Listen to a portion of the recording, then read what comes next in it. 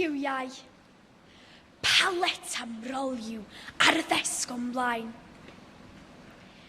Esgid o saffir mewn awyr glir yw'r Eidal. Awstralia, fel darn o'r haul melyn wedi rhedeg ar dywod aer. Gwlad yr Ia yn berl wen yn y môr. A'r Affrig, fel pen eliffant bron, gyda stribedi i fori. Yn y gornel, Wellingtonsen ddi a'i ffenni weired yw Zelen Newydd, ac mae Iwerddon yn emrallt i gyd. Ond mae un smotyn bach, fel ceg drai goch yn agor, a'i liw megis gwaed. Dyma Gymru.